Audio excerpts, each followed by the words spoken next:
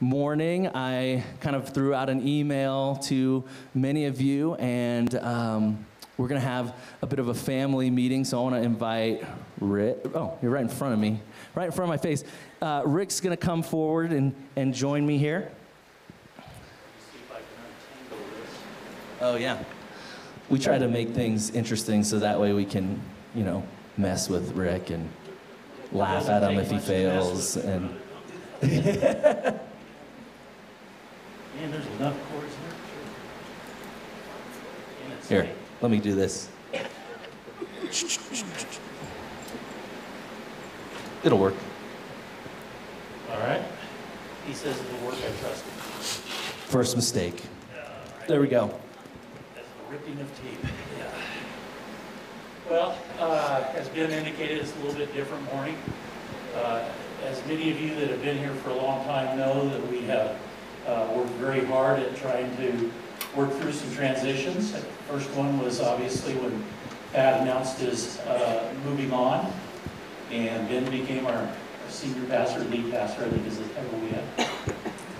And in the course of that, we worked hard at trying to make some adjustments that we felt was God's will for the church. Started focusing more on the scriptures, and preaching changed a little bit in style, which was, I enjoyed it.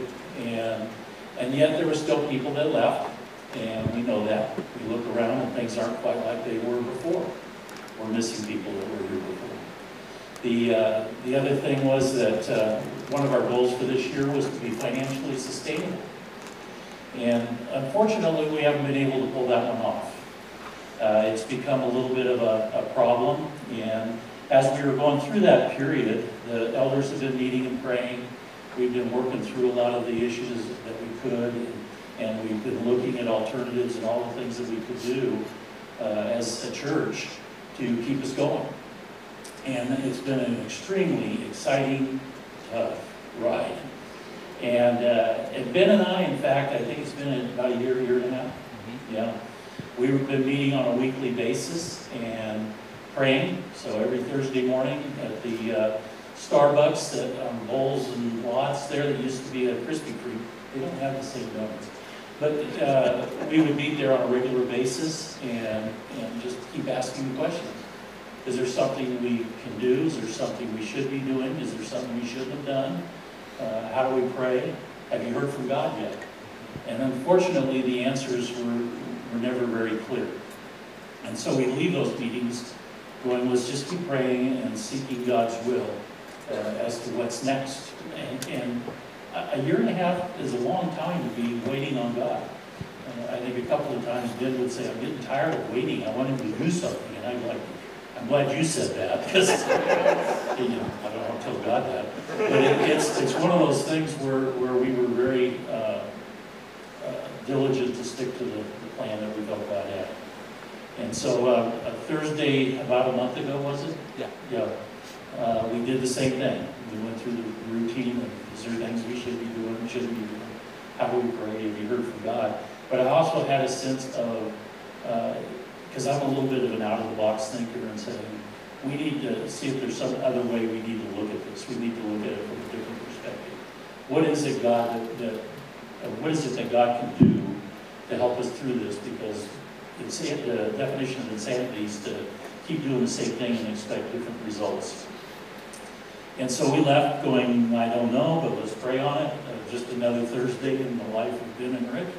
And then, yeah, so as you can imagine, I left that meeting a little overwhelmed by the question, and just really, as he said, we agreed to kind of seek the Lord in this. And so I had a lunch that day with Jeff Bell, and Jeff is the lead pastor at The Rock. He's been there for about a year now, and we've had a few lunches. Great guy. We get along really well and actually have a lot of synergy, and some of the things that we've been trying to do over the course of the last year, and they've been trying to do, and it's been really weird. Anyways, we had a totally normal lunch, but at the end of the lunch, he asked me a question. He said, I don't want this to come across as like arrogant or conceited. So if you get any of that, like just throw out the conversation, like forget it, because I don't want it to impact our friendship. But he said, I wonder if our two churches wouldn't be better together. He's known about the struggles that we've had as a church with our finances and just having had the conversation with Rick just maybe an hour before, I was maybe more open to listening to that than normally. And so I just kind of said, okay, well, what does that mean? Because that could mean a lot of things. I'm sure your heads are all going like, oh, I could think of 50 million things that might mean. And so he just kind of outlined a framework, very basic in that meeting, that they had a position that they needed filled. That was a creative pastor who would do worship, who would do website, graphic design, things of that nature, stuff that I know and I'm okay at. And so he said maybe we would hire you, and your church, Faith Mountain, would come and join us at the Rock. It was a lot. That's a lot to think through, as you can imagine. And so I just said, okay, well, let me commit to pray on that and talk to Rick and our elders and of course, talk to Lauren. And so called Rick, and, he's like, whoa. Well, that's interesting, given the conversation that we just had, and really everyone agreed that we needed to at least take a next step and have some further conversation with them. And so that was that Thursday, and while I was gone at that lunch, I actually, when I got back, had a message that Waterstone, and it's a really complicated thing, but Waterstone basically is the trustee that oversees the trust that holds our mortgage. It's a private donor thing. It's in a trust. It's kind of complex, but long story short, they kind of manage the mortgage.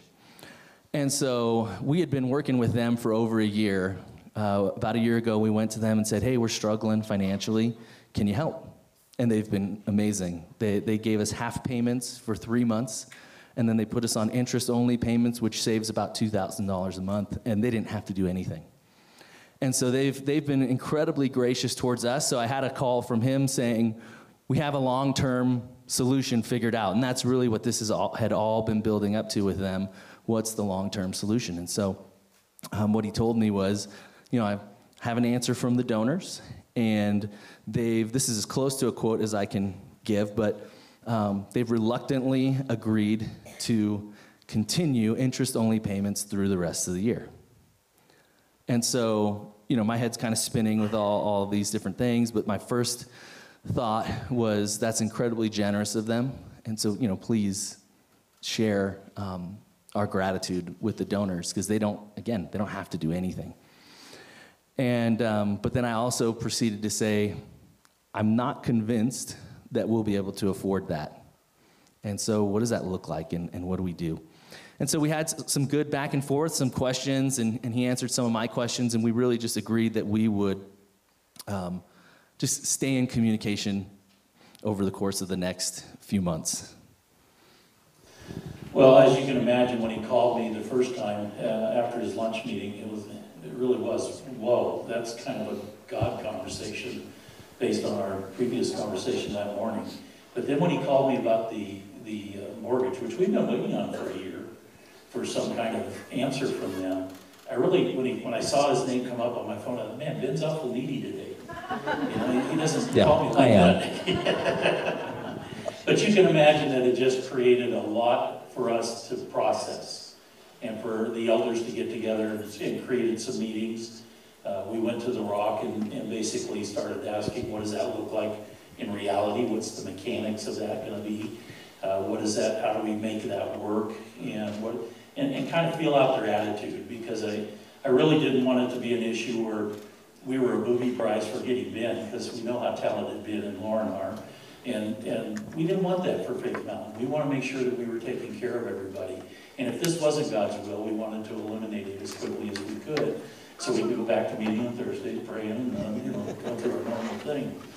But the elders got together and said, let's just keep taking the next step until God really does clarify. And as you can imagine, Pat is one of the elders. He struggles with this. You guys, this church is his baby, and he and Winnie, and they love all of you, And they want to make sure everything is just right, and he wants to keep going. And as you know, he loves church planting, so let's just keep pushing forward as best we can. But we have been doing that for a period of time already. And we were kind of working through the things, and then Jeff, the senior pastor at The Rock, came to our elder meeting last Monday. So this is all very new. I mean, none of this has been going on for a long time. Just a lot happened in a very short time. And Jeff came and he talked to the elders and just said, what questions do you have? How can we be of service to you? How can we love and care for your family as they come in to be a part of our family, if that's what God truly does call us to? And Pat, literally, who was the one struggling the most with this, as you can imagine, just said, this is right. This is about him. Jeff is an amazing pastor, they're the team, and it is the church that sent us. So they're the planting church when we first started. So they are one of them, and that was a pretty big deal. So it was last Monday after Jeff left that the elders' heart, and it was confirmed that this was God's will, and we voted that that was the next step. Was let's go forward and join our families because we're better together. And so that was how we did it. But we had a lot of questions, and we'll go over some of the ones that we had and open up for you guys. I wonder if I could jump into, just because I know some of you are really familiar with The Rock and who they are and where they are, and some of you maybe are like, what is The Rock? Is it something I pick up and throw, or what? So The Rock is one of our two sending churches. They're part of Converge, which we are as well. They are located on Bellevue, in between Sims and 470. So it's about 15 minutes south from here. And so, and they've just been incredible towards us throughout this whole thing. And so just so you have an idea of who they are and where they're located. Yes, and like I said, there was a couple of questions. They had a position open for Ben for quite a while. And, we even jokingly on the elder board said, we're going to fire Ben so that at least we know he's taken care of in the midst of this. But Ben loves you guys too much, and that was not God's will, obviously. But it was the perfect position. Ben's role will be in the music area, which he does very well, and Lauren will be given the opportunity a lot to sing and focus on the gifts that God has given him there. They've already asked you to preach once, so he's going to be on the schedule for preaching.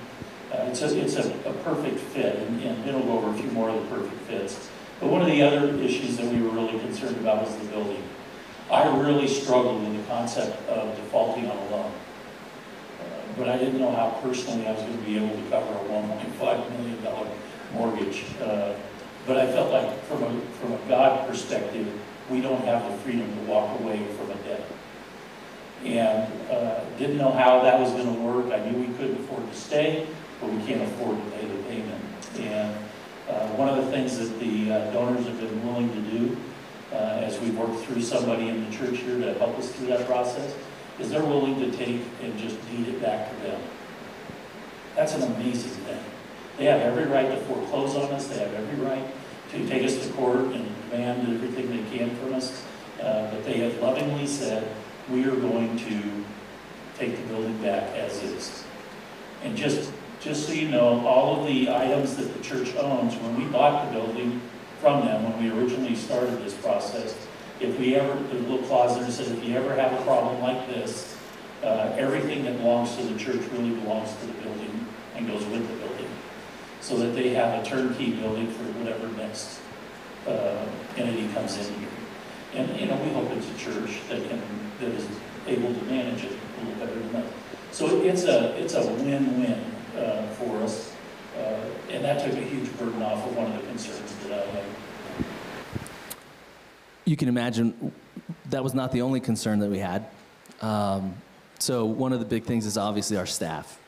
And we love our staff, and they've just really been able to just persevere and endure and work hard in the midst of challenge. And I'm just incredibly proud of them and love them.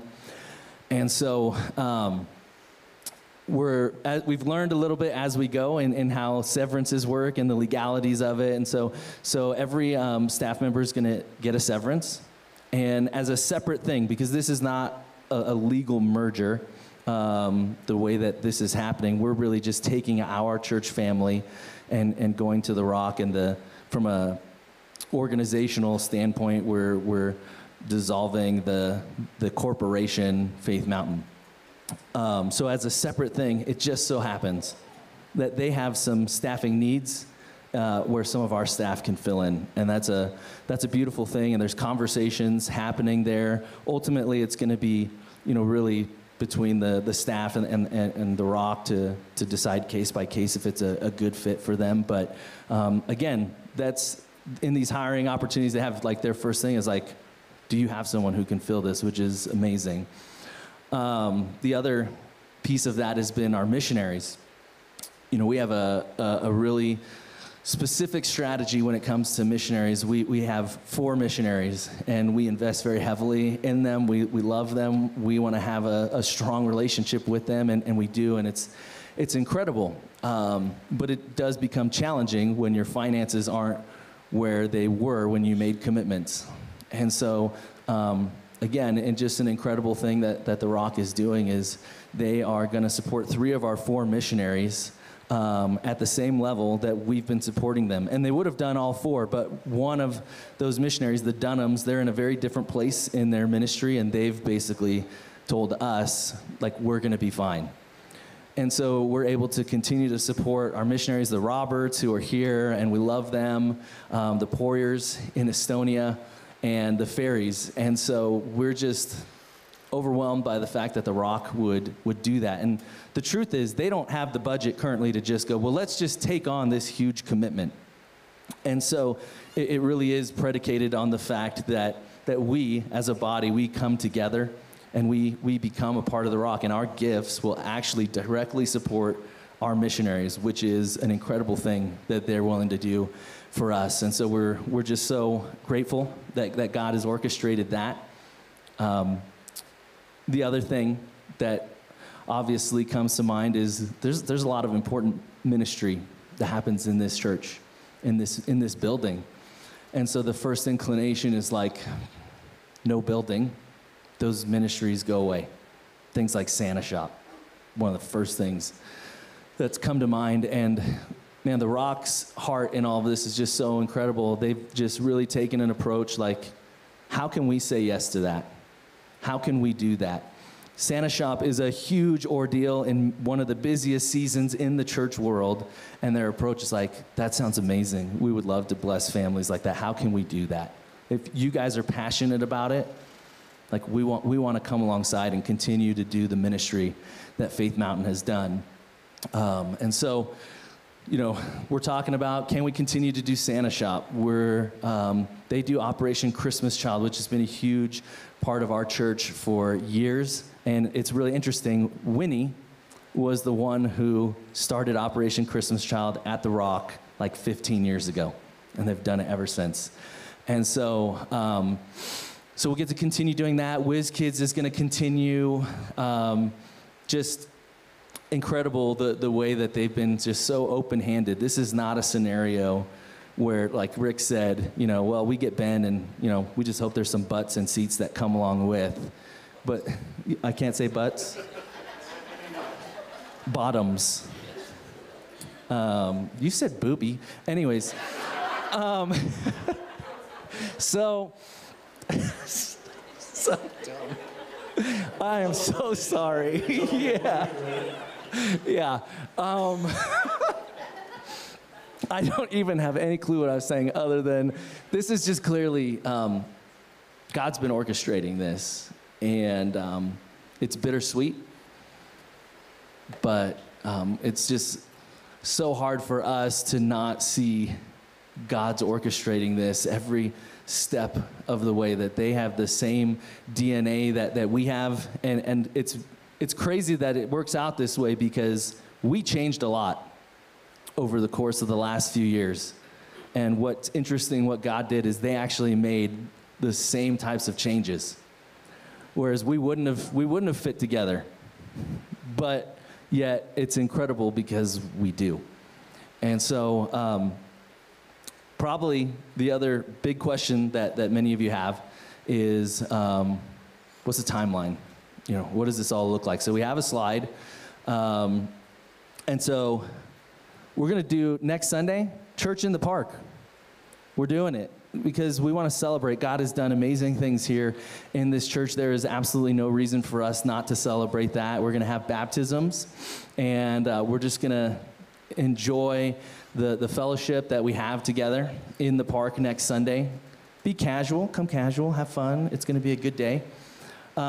September 4th is something that they're calling the Gathering. And this is actually a really cool thing. You know, we've struggled to get life groups really going. We have some life groups that are incredibly strong and healthy, and others that have really struggled, and it's been a challenge. And so they've had the same challenge, and this is something they've kind of done to address that, is what they're calling the Gathering. And so it's really cool. It's going to be Wednesday nights. It starts at 5, and it's like, bring your dinner. Everybody brings their own meal, but we eat together from 5 to 6. And then at 6, there's going to be a time of worship.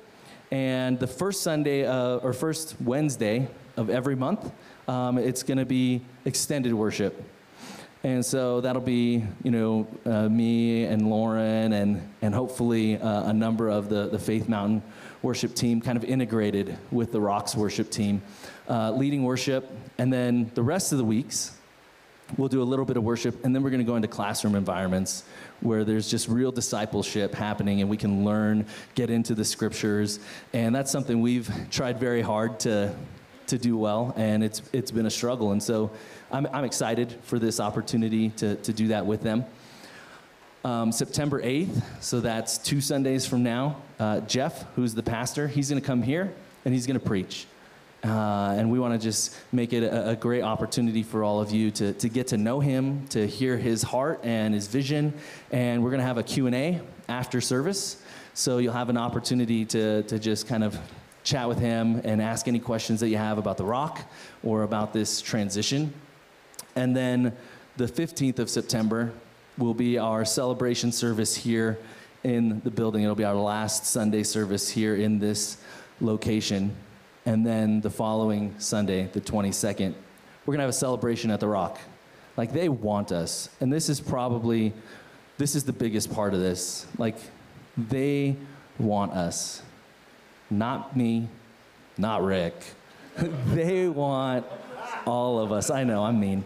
They want all of us. And they're excited about what God is doing. They see how God's brought these two families together. And so they want to see us become a part of the Rock. If you're serving here, to get plugged in and do the same things that you're passionate about and serving in here, to be able to do those things at the Rock. And so they're going to help us create some really great opportunities to get involved quickly at the Rock. So another question that we know many of you, we kind of addressed, but many of you are probably wondering, like, what does Pat really think about this? And if you're kind of newer, Pastor Pat's our founding pastor. He started this church 13 years ago, and so that's why we're saying it's his baby. I mean, it really is. And so he has a brief video to kind of share with us. Well, hello, my Faith Mountain family. I can only imagine the emotions that are running through your minds right now. Actually, I don't have to imagine because I've experienced all of them.